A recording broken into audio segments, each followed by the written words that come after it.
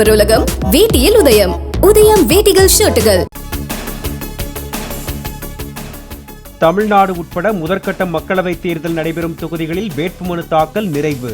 தமிழகத்தின் 39 தொகுதிகளில் சுமார் 1000 பேர் மனு தாக்கல் செய்திருப்பதாக தேர்தல் ஆணையம் தகவல்.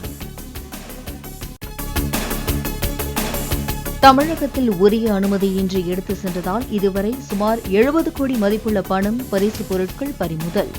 மாநிலத்தில் 117 தேர்தல் பார்வையாளர்கள் கண்காணிப்பு பணியில் ஈடுபட்டுள்ளதாக தலைமை தேர்தல் அதிகாரி சத்யபிரதா சாஹூ தகவல்.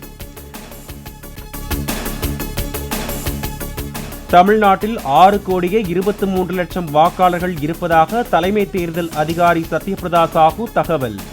85 வயதுக்கு மேல் 6 லட்சம் பேரும் 18 வயதான முதல் முறை வாக்காளர்கள் சுமார் 11 லட்சம் பேரும் இருப்பதாக பேட்டி. மக்களவைத் தேர்தலில் எடப்பாடி பழனிசாமி தலைமையிலான அதிமுகவிற்கு இரட்டை இலை சின்னத்தை ஒதுக்கியது தேர்தல் ஆணையம். இபிஎஸ் தலைமையிலான அதிமுகவிற்கு இரட்டை இலை சின்னம் ஒதுக்கக்கூடாது என்று கோரிய ஓபிஎஸ் மனு நிராகரிப்பு. மக்களவைத் தேர்தலில் மதிமுகவுக்கு பம்பரம் சின்னம் ஒதுக்க தேர்தல் ஆணையத்துக்கு உத்தரவிட முடியாது என சென்னை உயர்நீதிமன்றம் அறிவிப்பு. ஒரே மாநிலத்திற்குள் ஒன்றுக்கும் மேற்பட்ட தொகுதிகளில் போட்டியிடும் கட்சிகளுக்கு மட்டுமே ஒரே சின்னம் ஒதுக்க முடியும் என்ற தேர்தல் ஆணைய விளக்கம் ஏற்பு. பம்பரம் சின்னம் ஒதுக்கப்படாததால் தங்களுக்கு பின்னடைவு எதுவும் ஏற்படவில்லை என அக்கட்சி வேட்பாளர் துரை வைகோ கருத்து. தங்களுக்கு ஒதுக்கப்படும் சின்னம் 24 மணி நேரத்தில் மக்களிடம் கொண்டு சேர்க்கப்படும் என்றும் பேட்டி. கோவை தொகுதி பாஜக வேட்பாளர் அண்ணாமலை வேட்புமனு தாக்கல். தேர்தல் நடத்தும் அலுவலரிடம் உறுதிமொழி ஏற்று வேட்புமனு அளித்தார். கோவை மக்களவை தொகுதி பாஜக வேட்பாளர் அண்ணாமலையின் பெயரில் 1,48 லட்சம் ரூபாய் சொத்துகள் இருப்பதாக பிரமாண பத்திரத்தில் தகவல். அண்ணாமலை மனைவி பெயரில் சுமார் 2 கோடி ரூபாய் அசையும் சொத்துகளும் 53 லட்சம் ரூபாய் அசையா சொத்துகளும் இருப்பதாக பிரமாண பத்திரத்தில் தகவல். கோயம்புத்தூரில் ஜெயிக்க வேண்டும் என்பதற்காக கோணியம்மன் கோயிலில் வேண்டவில்லை. கோவை மக்கள் நன்றாக இருக்க வேண்டும் என்பதற்காகவே வேட்புமனு தாக்கலுக்கு முன் வழிபாடு நடத்தியதாக பேட்டி. கோணியம்மன் அவங்ககிட்ட போய் அவருடைய அருளை வேண்டிக் கொண்டு அங்கிருந்து இங்கே வந்திருக்கின்றோம்.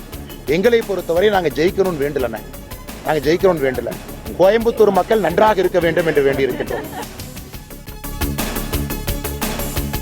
வடசென்னை மக்களவை தொகுதி வேட்புமனு தாக்கலின் போது நடந்த மோதல் குறித்து அதிமுக வேட்பாளர் ராயபுரம் மனோ போலீசில் புகார்.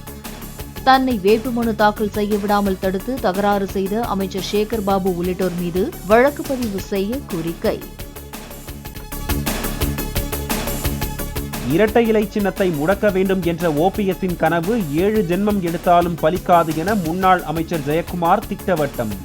ராமநாதபுரத்தில் ஓ பன்னீர்செல்வம் என்ற பெயரில் 4 சுயேட்சை வேட்பாளர்கள் மனு தாக்கல் செய்ததற்கு அதிமுக காரணம் அல்ல என்றும் விளக்கம். நீலகிரி தொகுதி அதிமுக வேட்பாளர் வேட்புமனு தாக்கல் செய்ய ஊர்வலமாக செல்ல உரிய அனுமதி பெற்றும் தாமதம் செய்ததாக காவல்துறையினருக்கு எடப்பாடி பழனிசாமி கண்டனம். தாமதம் செய்ததற்கு காவல்துறை அதிகாரி வருத்தம் தெரிவித்த நிலையில் மாவட்ட செயலாளர் வினோத் உள்ளிட்டோர் மீது பொய் வழக்கு பதிவு செய்துள்ளதாகவும் குற்றச்சாட்டு. வேட்புமனு தாக்கல் செய்வதற்கு வருகை தந்த டிடிவி தினகரன் ஆதரவாளர்களுக்கும் போலீசாருக்கும் இடையே தள்ளுமுள்ளு. ஆட்சியர் அலுவலக கேட்டை இழுத்து பூட்டி போலீசார் தொண்டர்களை தடுத்து நிறுத்தினர்.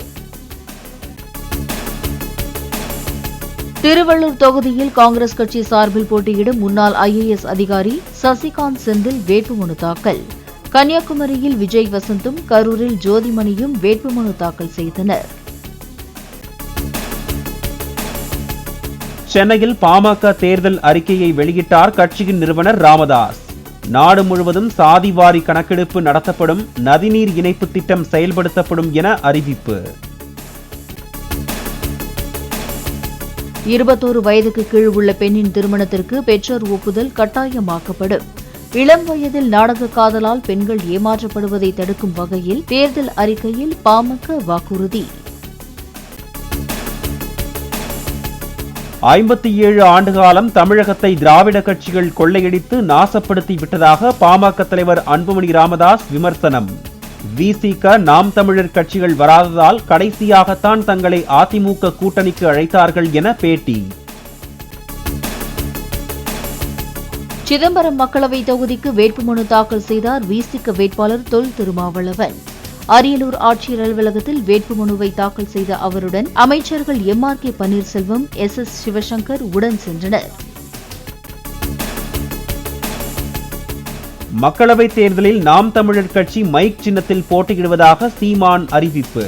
நாடாளுமன்ற தேர்தல் பரப்புரையை நாளை முதல் தொடங்க உள்ளதாக பேட்டி. தேனி நாடாளுமன்ற தொகுதியில் திமுக வேட்பாளர் தங்க தமிழ்ச்செல்வன் வேட்புமனு தாக்கல் செய்தார்.